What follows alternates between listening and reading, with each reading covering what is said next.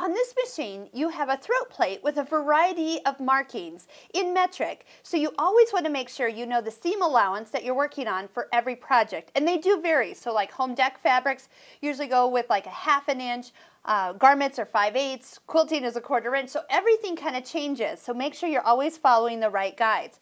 Now, for us Americans, you might find yourself maybe not working so easily with the metric, but you can always just take a seam guide and convert it and then know which guide to follow. Like I know 5/8 is 15 millimeters, so I've kind of learned a little metric along the way by having one of these machines. But if you would prefer, you can purchase an Americanized throat plate with the inch markings. It even has some optional 45-degree markings, and those are wonderful. They go all the way out to about 1.5 inches out here.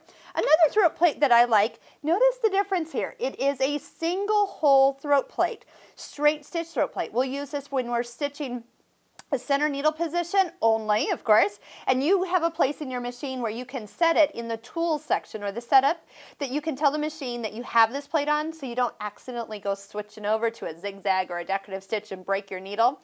But what the benefit of this is that you don't have room for the thread, or I should say the fabric points, especially on sheer fabrics, or if you're ever starting right at a corner, like right there, that point going down and diving into your throat plate as you take that first stitch, because there's less room for that to go in. Also, free motion quilting, another place that a straight stitch throat plate would be ideal because that will keep that needle nicely stabilized even as you're going and moving the fabric right, left, up, down, and in all directions, especially as you hit those big, thick intersections. If you're working on jeans, that's another thing with real thick areas that will help stabilize that needle and make sure it doesn't bend side to side. So you can use the one that comes with it, but just know there's a few other throat plates that are available for your machine.